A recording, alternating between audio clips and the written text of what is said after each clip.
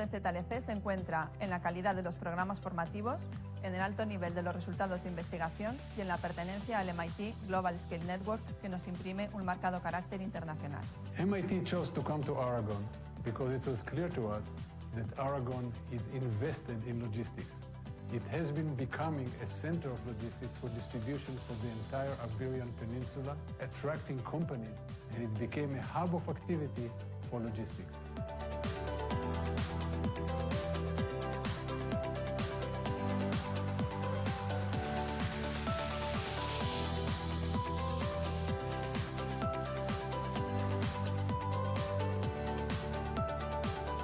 Hello, my name is Hani Khatib. I'm from Syria. I have been working in the supply chain for 11 years. The impressive part was being surrounded by 180 students. We had the chance to work together. I'm very curious for what's coming next. Hello, my name is Nadia. I'm from Germany. I worked as a supply chain planner. What we do here is to learn about analytical methods, supply chain concepts, but we also applied the knowledge in a practical thesis project, and this is what makes the knowledge really stick to me. ZLC es un trampolín para juniors y para profesionales del sector de la supply chain y además una llave de entrada fantástica para recién graduados que quieran desarrollarse en el mundo de la logística. ZLC, junto con el apoyo del Gobierno de Aragón, se ha consolidado como un hub de talento para las empresas.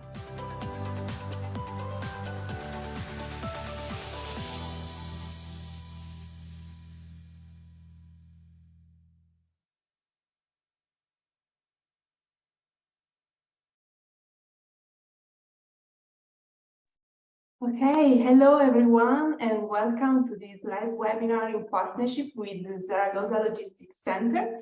I am Ilaria from Doxy, and I'm glad to be here today with Marta Romero, Director of International Masters, and Marcela and Candela, Students Ambassadors.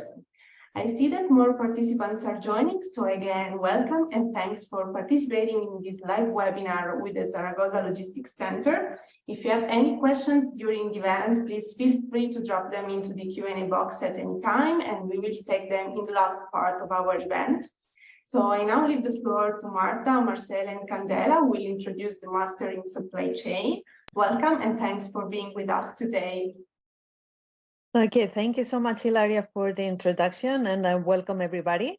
I'm seeing some of your names, and I believe that you're from all over the place, which is what we really like in the program. Together with me today are two of our current students, so Marcela Núñez, who is a student from Mexico, and Candela, who is a student from Spain.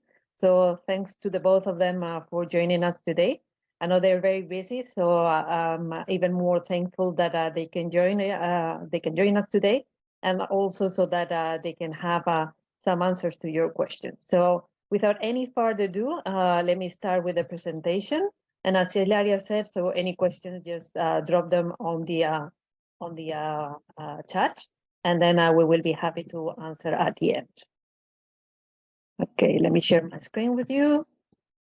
I hope that you can see it. Okay, so let's start. This is a picture that was taken last year at MIT. That's very important for us when we go to MIT in January as part of the program. I will be providing you with more information later in the presentation. We're very pleased that our program is ranked #1 Masters in Supply Chain, and that's a recognition that we appreciate very much. This is a picture of Scale Network. I don't know if you're familiar with the Supply Chain and Logistic Excellence Network. We're part of it since our creation back in 2003. We are associated with the Center for Transportation and Logistics, as you can see on the screen. So the Center for Transportation and Logistics was founded in 1973. And the creation of ZLC 20 years ago, we're actually going to celebrate our 20th anniversary sometime in November, was, as I mentioned, created in 2003. How did this happen? It was by pure coincidence.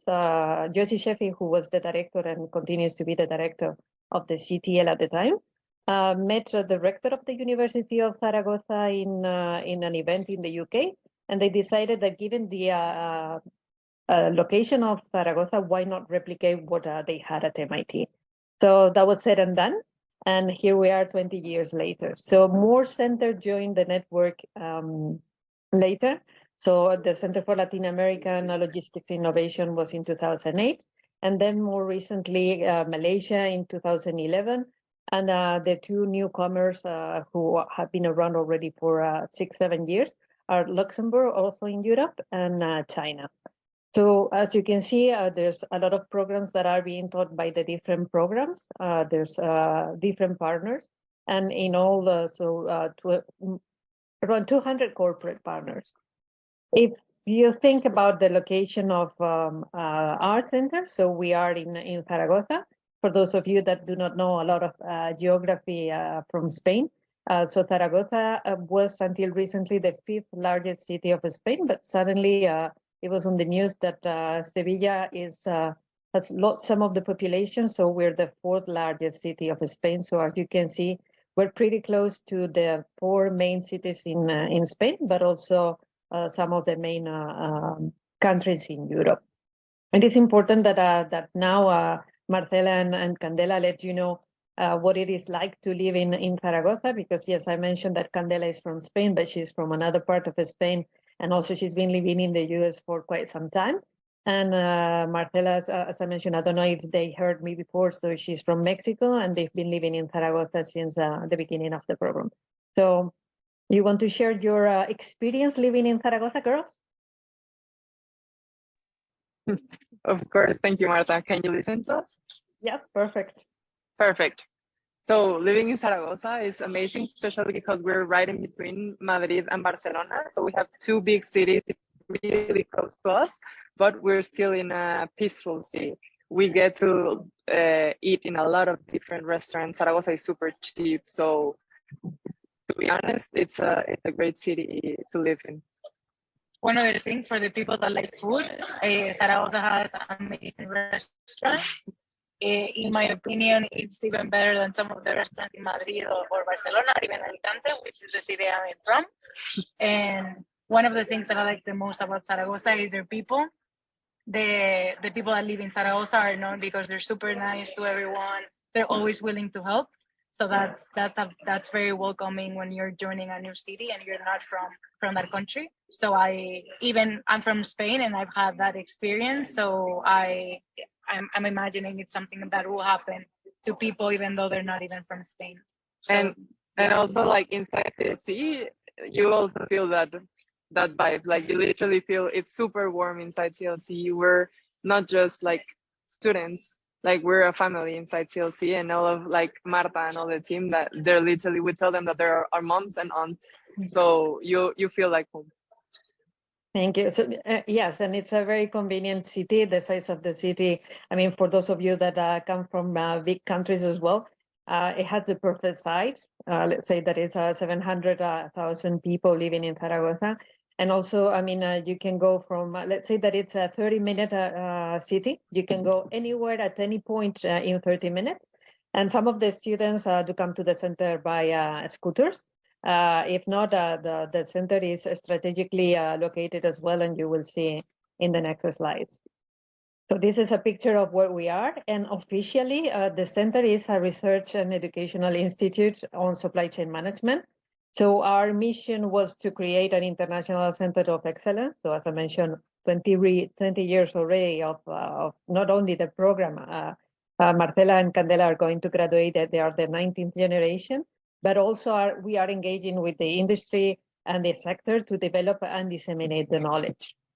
We are, of course, affiliated both to the University of Zaragoza and to MIT. So as I mentioned, the University of Zaragoza is going to be the granting degree institution, but we are in partnership with MIT. And we've been in partnership with MIT since our creation in 2003. These are some pictures of our campus. As you can see, they're brand new. We moved there, in fact, in 2019. And these are some of the lecture hall is actually where most of the classes will take place. We also have a secondary class, which is the classroom. That one, we will only use it in case that the lecture hall is used by the Spanish master program. But as you can see, it's a new center. We have amazing facilities for the students. They have study rooms so that they can study, so that they can work on their thesis projects, so that they can interview whenever there are interviews. We have a more comfy area like the library. They even can play chess. One of our professors left a chess board for people to work. And as you can see, we also have a cafeteria that thankfully was reopened after COVID and that everybody can use nowadays. If we talk about the programs that we're going to mention today, we have two as part of the international program. So one is the ZLOG program, which is the program Marcela and Candela are enrolled in. And then we have a second itinerary of the master's program, which is the blended program. Of course, we are very, very happy about the recognition that we are getting. We are #1 in El Mundo. It's a Spanish newspaper, and we've been #1 for 12 consecutive years. So if there are any Spanish candidates out there, they know about this survey that is done by El Mundo, not only about the programs in supply chain, but all the programs in different, let's say, well, in different topics, right? Then, of course, we are #1 in the MIT scale, as I mentioned, together with the other sister centers. And in the SEM world, we're ranked #4. And this is the person that I was talking to you about earlier. So he is actually the reason why we're all here, because it was thanks to him that the center was created, that the program was launched. And a few years back, so when he decided, let's bring education to everyone, he decided to create the MicroMaster, giving the opportunity for people to have access to online courses and then get accreditation. And after that, he decided, okay, I'm going to launch it here at MIT, and I'm going to launch it at the same time at Zaragoza, because I know that it's going to be very successful. And that's what happened with the creation of the blended program. If we talk about the program, this, let's say, that are the key concepts. So the program lasts roughly 10 months. It's more 9 months and a half with some period of orientation. It's fully taught in English by international faculty members. We have professors from Greece, from Cuba, from Turkey. We have visiting professors who come from Brazil, from Argentina, from Costa Rica.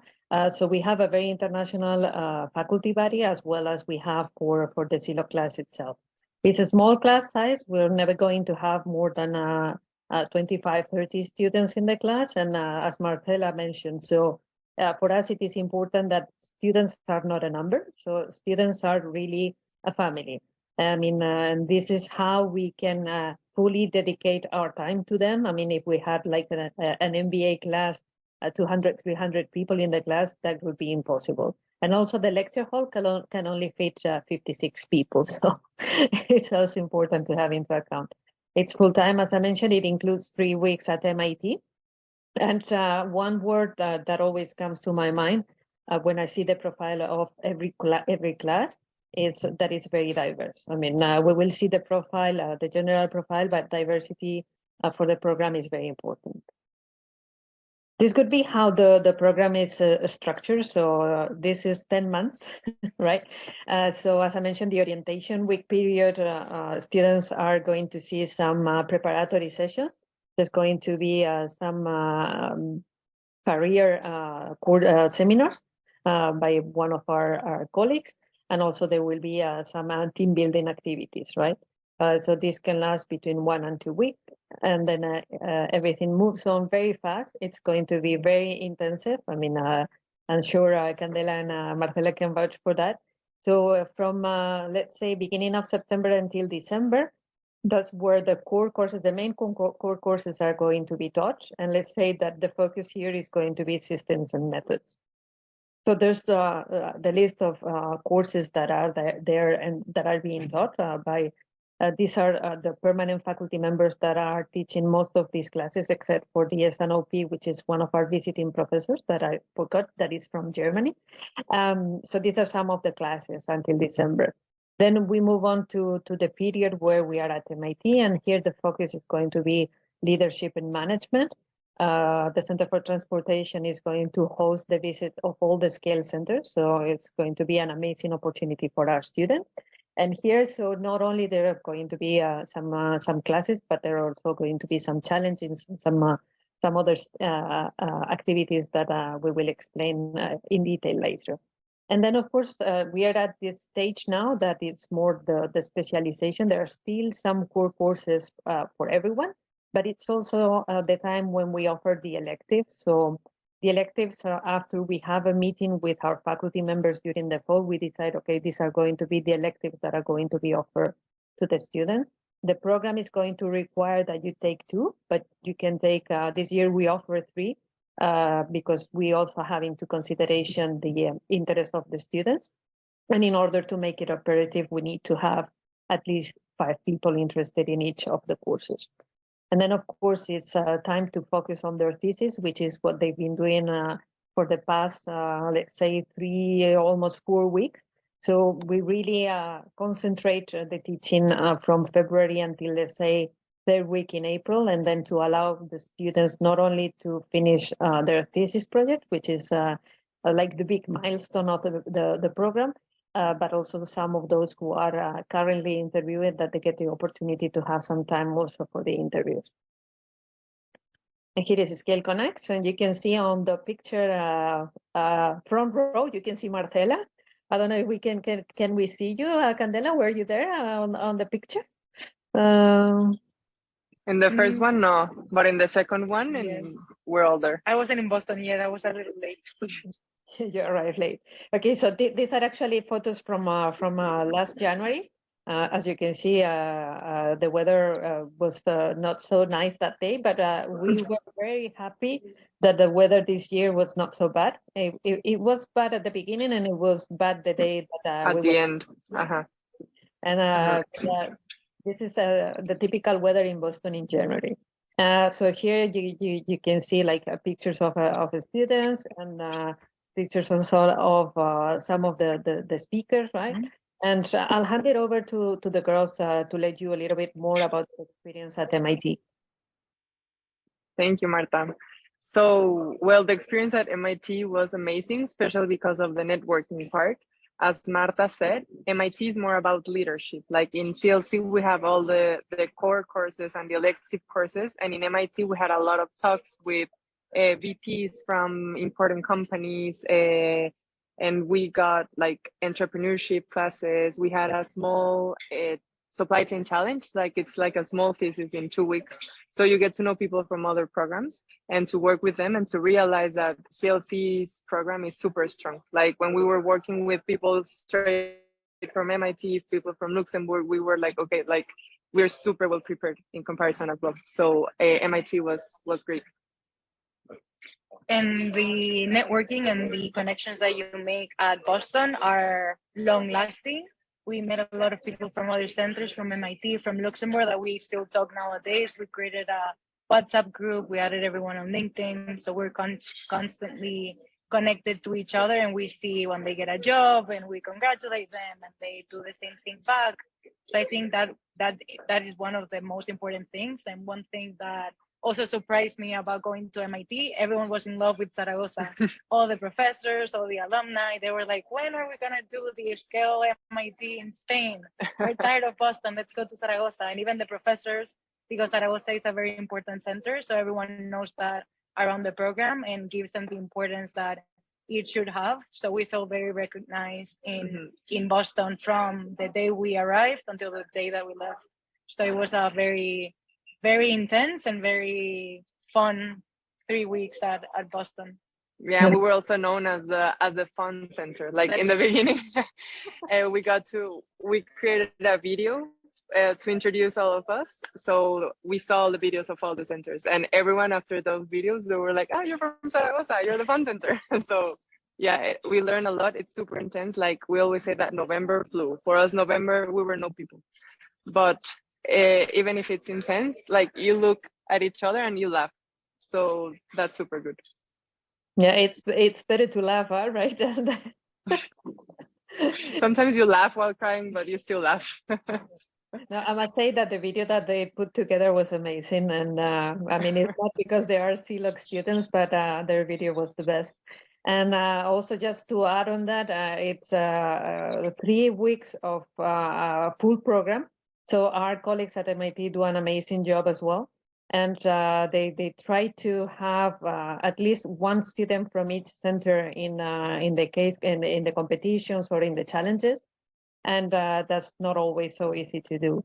And yeah, I would also say that the key word here is networking. Networking not only with the students from all the different centers, but also with the companies that we're also going to mention after. And last year, we still had some people, last year, but it was last January. We had around 150 students from the different centers attend MIT Scale Connect. Some of the students were left behind because of visa or still because of some COVID issues. We're hoping that next year everybody will be able to go in person. So the next thing that we have as part of the program, which is very important to us, is the experiential learning. How does this happen? It happens through a partnership. So this is the Zaragoza Academic Partner that you can see on the screen. This program was created back in 2008, and since its creation, we've worked with a good number of companies, over 40 nowadays. So these companies that we work with are proposing a specific challenge. It's going to be a problem that they're facing in their supply chain, and that they would like for the students to be able to help. So in principle, the students, the companies get approached by us during the summer. We get a description of the project, and we request for the companies to come and present those projects in mid-September. By that time, of course, you would have worked on your scaled resume. You would have worked with our colleague Mar, who is the person who's going to help you with career and with assigning this thesis project. And what we do is we send your resumes to the company. So depending on the relationship with the company usually has like 3 options. One would be, okay, from this resume book that you send me, I think that these people have the skills that I will require for my project. So I want to interview Marcela, Candela, whomever. The second option would be, okay, I'm going to be in Zaragoza the whole day, or I can be online and I can interview as many people as interested in my project. So whomever is interested in the project, I'm happy to interview. And then, of course, with some of the companies that we've been working for many years now, it's like, okay, just give me 2 students. I'm sure that you will give me 2 good students for my project. So the projects usually are teams of 2 people, except for Candela, for instance. Her team is of 3 people, and we will assign one of our faculty members who is going to be an expert on the topic. So the project usually has its kickoff meeting at the beginning of October. Submission is mid-May. Now the students, so that's why you see them so relaxed. So they submitted their project on Monday, actually, and now they're going to receive comments from 2 other faculty members. So the final submission day is going to be next Monday, and the students will get to present their findings and their results during the Research Expo, which is also another milestone just before graduation. This would be our academic partners. So as you can see, so of course, Marcela and Candela will tell you a little bit more about their projects they're working on without saying which company they work for. But as you can see, so we've been working with 3PL, with consumer goods, with pharma, with consulting firms, oil and gas, you name it, electronics, pharma, I think I said, chemical companies, every single sector that it's there. So we're very proud of this connection that we have with these companies, because not only they sponsor these thesis projects, they also sometimes do come and recruit. And some of the companies that have worked with students on the project, they later decided to hire them. So girls, could you like to say a little bit more regarding your projects? Yeah, of course. So my project was in a fruit company. So we redesigned the network for the EMEA region. This company imports mostly like 70% of their product from America, from Peru, Mexico, mainly. So what we're doing is we're redesigning the network to produce regional in Spain, Portugal, Morocco, and Senegal. So this project was like, we literally connected the dots of 4 main topics that we saw with our professors in the core courses. And our thesis advisor, Marta, as Marta said, one of the researchers, the faculty members, he's an expert in all 4 of the topics. So we got a lot of guidance. And well, this project, as Marta said, we submitted it on Monday. That's why we're so happy. And the results were amazing. Like, you get to know and you get to realize how impactful can the subjects and the learnings that we had all along the year can be in your thesis. And well, that's a bit of a summary of what I did for my thesis project. And for me, and I think that is one of the most important things about this part of the program, is that you have so many different companies that you can be either in a food company or a healthcare manufacturer, as I was doing a completely opposite thing. So my project was about increasing the end-to-end visibility into the supply chain of the client, of knowing why their deliveries were being delayed, which was causing a lot of impact on their customer base, and also from a revenue recognition perspective internally as well. So the CEOs and the CFOs were not happy with the results of the supply chain strategy team. So they wanted to increase that end-to-end visibility and have a form of knowing when deliveries would be late, how can they prevent those deliveries from being delayed in the future. So we created a prevented method for them to know when those will happen, so that they can mitigate them before it is an actual problem. And that was the result. We also had an academic partner, which is an expert in digitalization and supply chain visibility, which was extremely helpful. None of us had experience in any of the topics that we saw, which was very interesting, but challenging at the same time, but very fun. And you're able to work with different teammates with different backgrounds from different countries, which gives you a different perspective of the problem, the solution throughout, which was very important and very helpful. So we're almost there. And it was also super good. Like, we had a midstream presentation, and that helps a lot because you all get feedback not only from your thesis advisor, but as well from your classmates and from other faculty members. So that midstream presentation was super helpful to guide a bit more. And well, now we're done. So now we're happy. Then one last thing, and I promise that I'll shut up.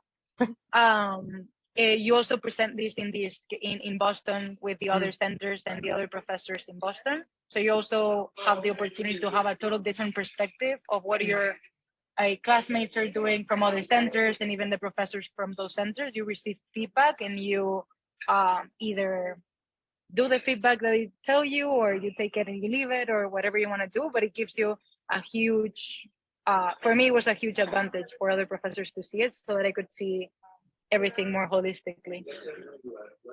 Yeah, in fact, what Candela was mentioning is it's called Research Expo. And what they do is like a showroom of all the, in a poster format, they get to present. So for the participant companies, around 200, 250 executives who attend, they walk around the room. And as Candela mentioned, so they give tips. They ask some questions about the projects too. So that's also very helpful for the students, and also another opportunity to network with companies. Okay, so let's move on to the next slide. Career opportunities. So as I mentioned, while we say at the beginning and during the admissions process when I talk to some candidates, because of course, obviously, not only you're interested in getting the degree, but also what opportunities come next. We say that the responsibility for finding a job is the student, but we do have a very good system in place to try to help you as much as we can. We do have what we call company days, where we invite companies to come and present not only their company, but also their job opportunities. We have an amazing network of alumni who share with us their openings, and who are always willing to talk to students, to candidates like yourself. And I mean, it really is going to depend on each year. At the beginning of the academic year, things were not looking up so good, but things are looking pretty nice now for our current cohort, and they are securing job offers as we speak. And hopefully by maybe 2-3 months after graduation, everybody will have secured a job in a multinational or not, in a small company. I mean, it really depends, as long as people are happy. So this is Nimesh. I mean, you can read what he had to say. So Nimesh is a senior because he did the program back in 2009. So he's from India, and he's currently working as Global Network Modeling Senior Manager at Schneider Electric, and he's working in Australia. So there are a lot of people who prefer to stay in their country of origin. Some other people prefer to work in Europe or to work somewhere else. So there's going to be some challenges there if you do not have the right permit, but opportunities are there. And this would be the student profile. I mean, this is general, it's not this year's class. So as you can see, the average would be 31, but really we do have in the class people who are recent graduates with little work experience, but where there is a lot of potential. We have people who have 15, 20 years of work experience that can be on supply chain or can be on something different in operations, or we even have career changers in the program. The average age would be 7, but as I mentioned, so people on both ends. The average also is to have 13 countries of origin represented in the current cohort. We have 11 nationalities. And it's a small class size this year. We have 16 students on the residential program. I always say, and I won't be tired of saying, that we need more women in the program. Here we have a very good representation with Candela and Marcela, but we would be happy and we would welcome more women on the program. It is not supply chain, it's not a men's job. So any women out there, I would recommend you to apply for the program. I'm sure that you can find a perfect career path for you. If we talk about the background a little bit, so it's true that we have a huge percentage of engineers, but we do also have people who come from business and economics and other disciplines. In fact, all disciplines are welcome. The only thing is that on the application requirements that you will now see, we just need to make sure that you have the analytical skills that will be required by the program and which are going to be very demanding. These are also some important dates. So we are currently at the stage where we are on rolling admissions. So if you are an international student who's going to need a visa, then let's say that June 15th would be the latest that we will be able to accept your application, mainly because of the visa situation. I don't know, Marce, how long it took you to get your visa, to give the candidates an overview. Usually it's around 2 months. So it's going to depend on the country and on the embassy or consulate. But yeah. And then for European. Yeah, for me. Go ahead, Marce. Sorry, Marta. For me, the visa process, it was super fast, actually. It took me 2 or 3 weeks, more or less. So for me, it was fast, but we have some classmates that they took them like maybe 1 month, 2 months, depending on the nationality. But in general, like, the requirements are not tough. The thing is, you have to do it with time, and that's it. If you get to the embassy, like, all the requirements, you will have it regardless your nationality. So it's only about planning and doing it with time. I mean, if you're admitted and you get the papers from us, since the requirements may vary from an embassy or consulate from the other, we from the center, we're going to provide you with the information they require. If you see that you cannot make it to arrive last week in August, that's okay, because we have this situation this year with one student who was having some issues with his visa, and he joined the sessions online. So in that case, you don't need to worry. And then, of course, if we're talking about European students that do not need a visa, then you can apply until July 15th. So there's still plenty of time to apply. This could be the application requirements. So there's going to be an application form where you would need to declare. It's going to be more as a statement of objectives. Why do you want to do this master's in this application form? You would need to send us your resume. If you have GMAT, SUX, or GRE scores, please send them along. So this can be waived. So if you come from an engineering background, or you're a math freak, then we will validate this, and you will need to take it. We need to also receive some English proof that your English is good. I mean, C1 level is what we will require. There is a video statement where we can, of course, see your level of English. We will also need your transcripts and diploma and 2 letters of recommendation. For the recommendation, it's going to really depend on how senior you are. If you've been out of the educational system for quite some time, then 2 from industry would work. If you are just a fresh graduate, well, 2 from your professors can work as well. And then we have a very good financial aid program. The financial aid program has both scholarships as well as a loan.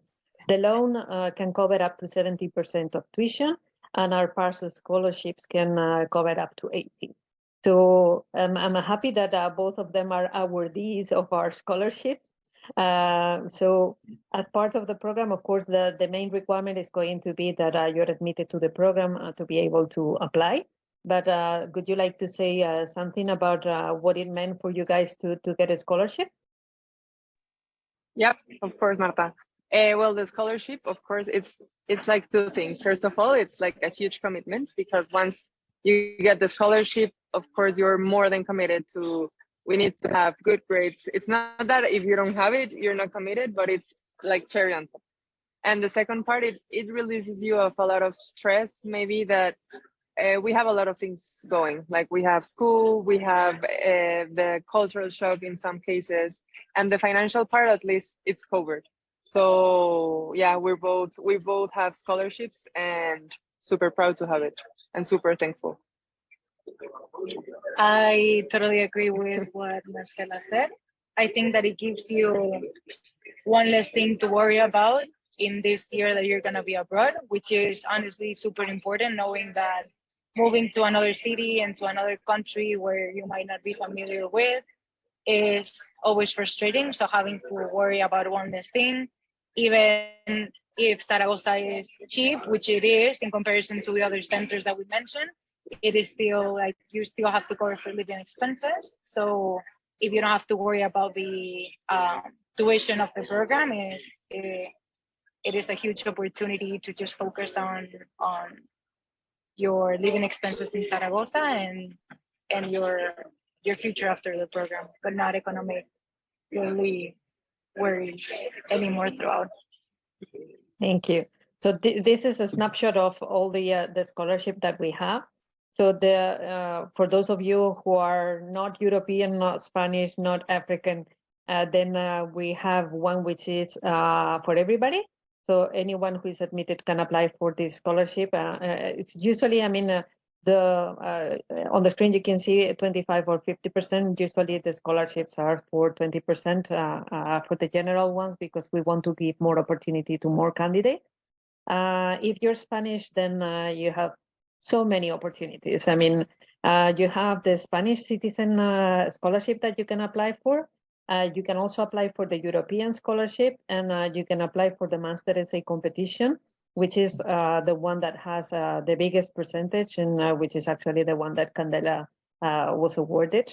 So we were very proud of what she wrote and what she sent, and she was awarded this scholarship.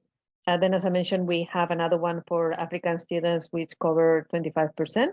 And of course, for women. So if you're a woman and you want to specialize in supply chain, we have a scholarship that can cover the 50% of the tuition.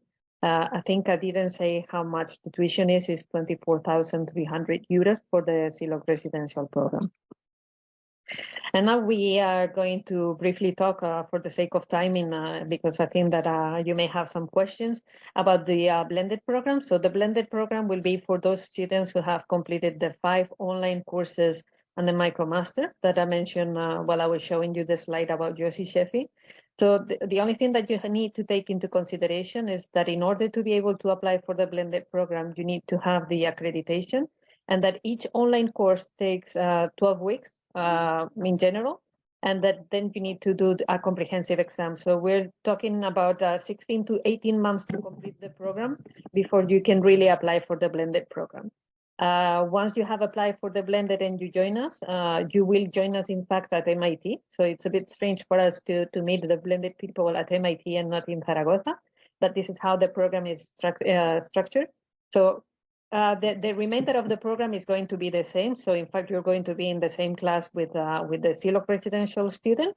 And the only difference is going to be, as I mentioned, the electives that you're going to take. So here you can see the structure. So the micro courses, the part about MIT, which is exactly the same, and also the specialization part, which is now from February until May. The student profile is a little bit different here. So as you can see, people tend to be a bit older in this program. They are a bit more senior. They have more years of experience. And here we're doing very poorly in terms of gender.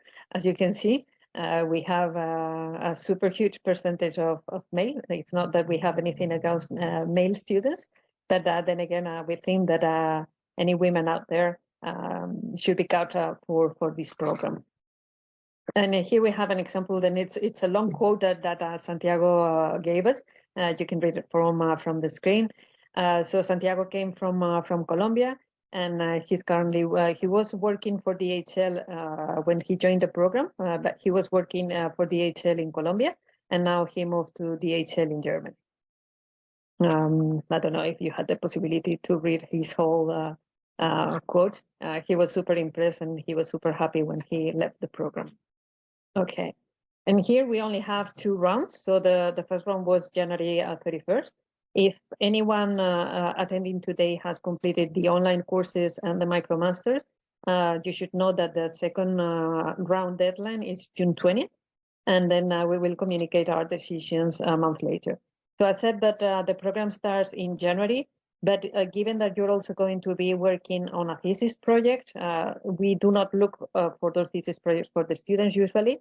The students, they either come sponsored by their companies and they work on a company sponsored project, or they work on an idea, and then we do a matching similar to what we do with the ZLOG students, but with different projects.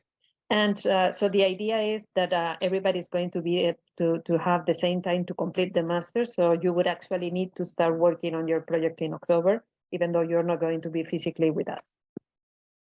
And these are also some activities that we've done in the past. We hope that we will be able to repeat them. And of course, so I mentioned the research fest when the students will get to present their projects. And these 2 ladies, together with the other 22 students from the ZLOG and ZLOG B program, we have 8 students on the ZLOG B program, are going to graduate on June 2nd. So that's going to be a big celebration for everyone. And I think that this is all that we have. So if you have any questions, you have the admissions email account here, and we're open for your questions now. Thank you very much, Marta, Marcela, and Cadera, for your presentations and sharing. I would like to tell our audience that they are going to receive the link to the recording of the webinar via email after the event, so you can rewatch it in case you missed anything. And I think we are now ready to move to the Q&A session. We have quite a lot of questions, so we'll do our best to take most of them. But in case we don't manage to do that, please feel free to reach out to Doxity or to the Zaragoza Logistics Center, and we will be more than happy to support you as much as we can. So let's start with the questions.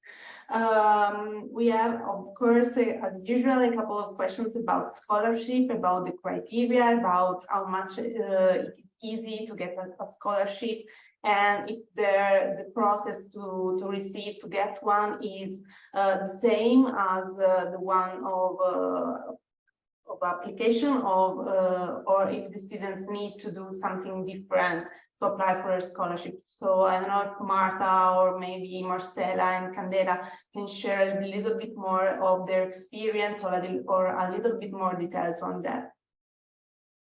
Okay, Candela, you want to take this?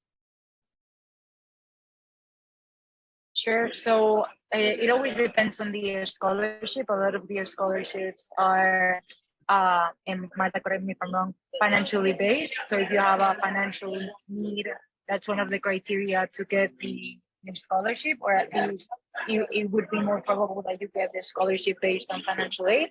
And then if you are a Spanish resident and if you're a Spanish citizen and you apply to the scholarship that I applied for, that is, how do I call it, like academic based, like I had to do a paper, I had to do a research. It was very long, a little bit stressful, a little bit challenging, but it was a very amazing experience. And at the end, I was lucky enough to have the scholarship based on the results of the essay that I submitted.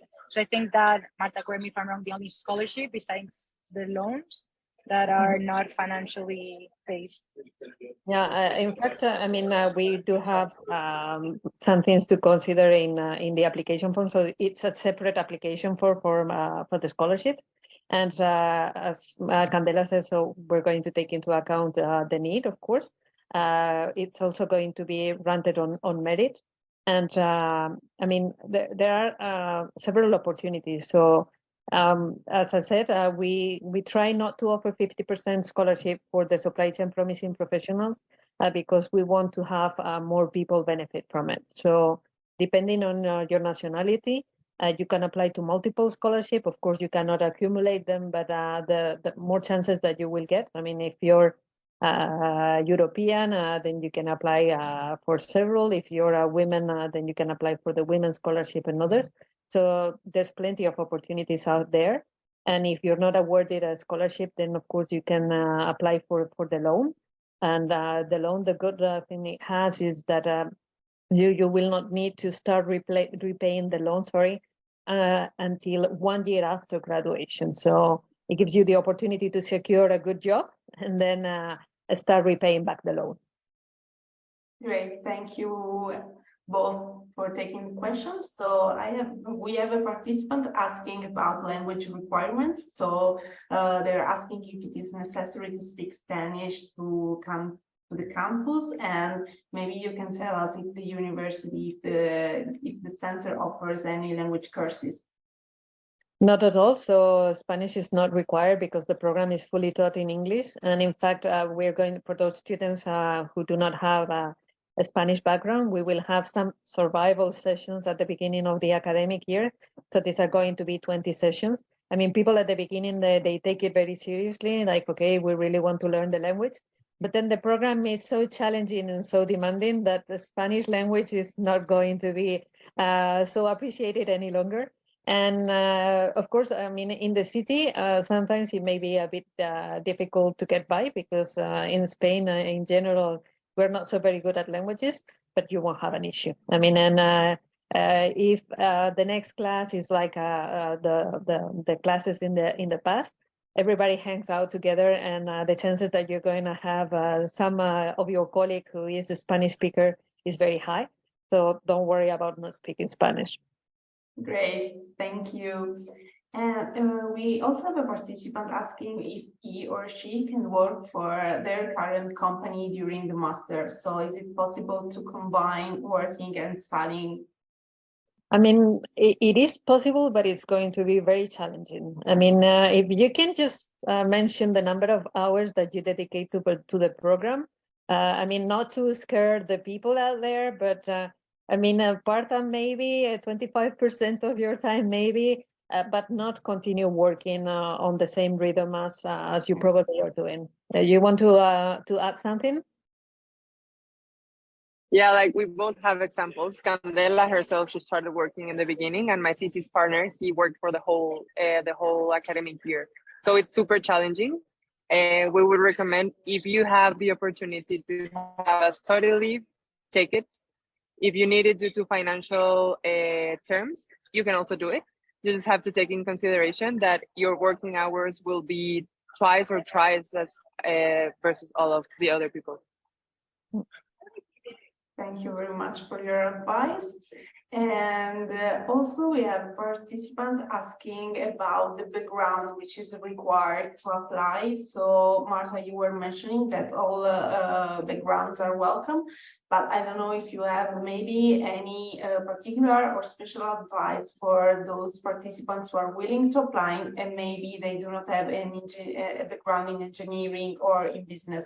What can they do to stand out in the application process? Mm-hmm. I mean, if you don't have, I mean, we had people who did the program who came from law, geography. We had quite a few people from political science. And actually, one of the girls who came from political science who had no prior knowledge of supply chain, in her transcript, you could not see something similar to any type of figure. She was really the best academic award that she received that year. So if this is your case, I can suggest that you take SCOX, one of the online courses, which is like the fundamentals of supply chain. In there, you will be able to see whether you see it challenging or not. I mean, it doesn't matter that you do not come from an engineering background. For instance, this girl I was just telling you about, she really loved math, and she presented an almost perfect GMAT score. So it's really going to depend. So that you come from a background which we would not consider typical for the program, that won't be an issue. Great, thank you very much, Marta. And what about the limit in the number of admitted students per year? Does it changes from one year to another, or is it fixed? I mean, it's not fixed, as I mentioned. This year we have a smaller class size with 16 students in one program and 8 students in the other itinerary.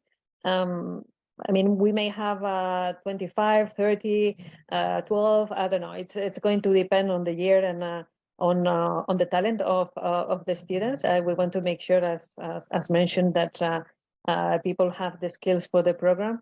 We do not want for the people to suffer during the program, in the sense that, okay, why did I do this? I cannot cope with this.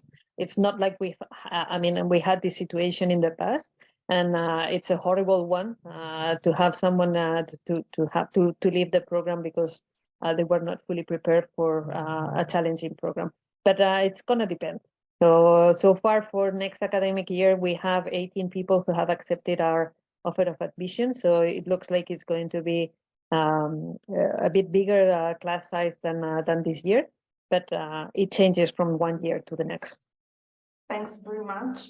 And we have a question from Italy for Marta and Candela, for Marcela and Candela, sorry. What are the main advantages and challenges of the program according to your experience?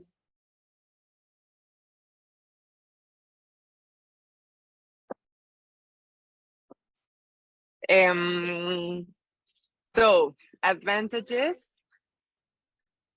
a lot.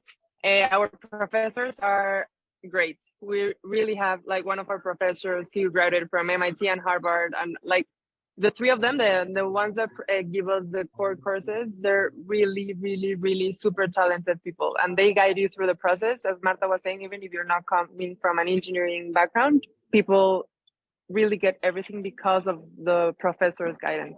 That's one of the main advantages. And the professors that come to visit, they have like a really good like complement of what we are seeing.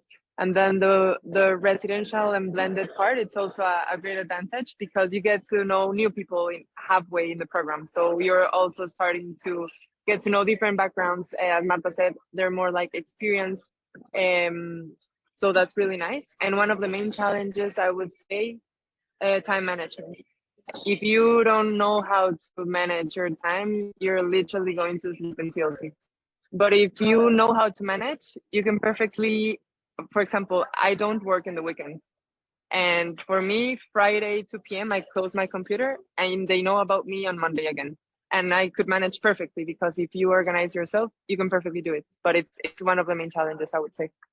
I know we're short on time, so I'll just say one advantage because I agree with your disadvantage. And the advantage that I would say, besides what Marta just said, is your classmates. I think that it has been an amazing experience. You get to be super close to each other. Even at MIT, they were surprised. They were like, "You're literally like a family." And we were like, "You are not?"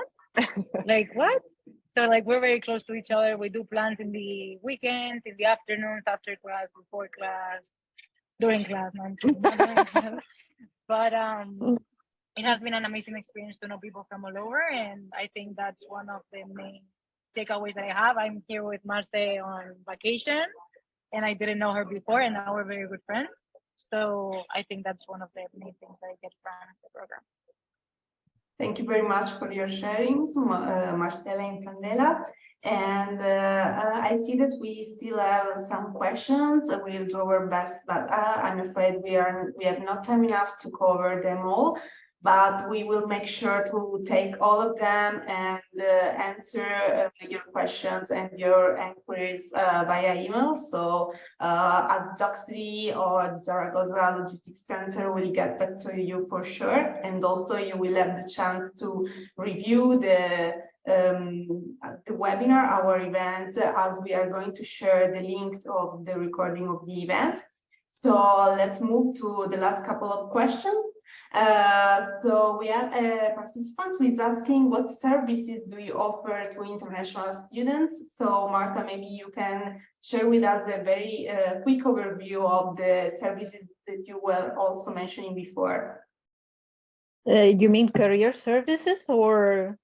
Yeah, I think the participants might want to have some information about accommodation, like visas or something like very general. Okay, so we have two super women working in the team.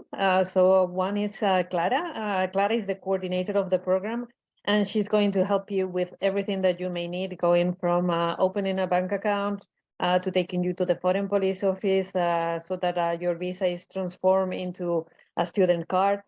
She's going to help you with accommodation. She's going to help you read a contract that the landlord has sent you. She's also going to work alongside me in everything that is academic. So in that part, you don't need to worry like moving to a country. It's difficult sometimes, as the girls were saying, there can be a culture shock. But we're going to, as mentioned also before, we are a family, and we're a family since the students start applying for the program. And then we're going to help you with every need. And then the other person that is very important in the program is Mar. Mar takes care, she's our corporate relations manager. So together with me, we secure the thesis projects for you, but she pays special attention into the career development of the students. So she has one-on-ones with the students to review their resume, to talk about what are the specific needs that the students have, what they would like to do after the program, what positions they could apply for, all this kind of thing. And she also deals with the alumni. So you're gonna get a full support during the duration of the program. So from the ZLOG team, the three of us, also from the professors, as Marcela and Candela were saying, and most importantly, from the classmates themselves. Thank you very much, Marta, for taking the question. And so let's pick another one. A participant, Paula, is asking if it is important to come from a recognized university as an applicant. No. I guess that's the answer she was looking for. I mean, if you come from a renowned university, that already says something, no? Marcela was coming from a very good one, Candela as well, but it doesn't really matter. I mean, maybe you went to a public university and it was a good university as well, and yeah, you get the educational background. So no, we don't look at the names of the universities in order to filter our admissions. Okay, so I think we have time for one last question, and a participant is asking about housing and meals, if they're including in Zaragoza, and also he or she's asking about the cost to traveling to Boston, if they're including such as air ticket, housing, and so on. Okay, so what's included in the tuition fee, which is the 24,300? It's the tuition itself, it's the materials, and it's also the 3-week accommodation at MIT. So at MIT, you will be sharing a studio with one other classmate, but that's all that it's covered. So flights to Spain and to the US are your responsibility as well. And like transportation, living expenses, as the girls were saying, so living in Zaragoza it's not very expensive at all. So accommodation, living expenses, depending really if you share the apartment with a classmate, is not going to be more than 600 euros per month. Okay, great. Thank you very much for taking all the questions. I think we got to the end of our webinar. It was great to see all the engagement and the interest from our audience. I would like to remind everybody that you're going to receive an email with the link to the recording of the event, so you will be able to rewatch it in case you missed anything or in case you joined us after the very beginning. And I also would like to thank again Marta, Candela, and Marcela for their time and for giving our audience the chance to get so many precious information and advice. And last but not least, I would like to thank our participants and our audience for the questions and above all for their time for joining us today. We really hope that this session was useful for you and look forward to getting in touch with you again during our future events with the Zaragoza Logistics Center. Thank you very much again for joining us today and stay safe. Bye-bye. Thank you, Ilaria. I won't like to repeat everything that Ilaria just said, but thank you everyone for attending today. Just reach out to us if you want to apply. There's still plenty of time. And I'm sure that it will be a decision that you will not regret. And I would like to thank my 2 wonderful students for joining us today. You guys did a very good job. So thank you, everyone. And as I said, I hope to be getting some questions and some applications soon. Thank you very much again. Bye-bye. Bye, everyone. Thank you. Bye-bye.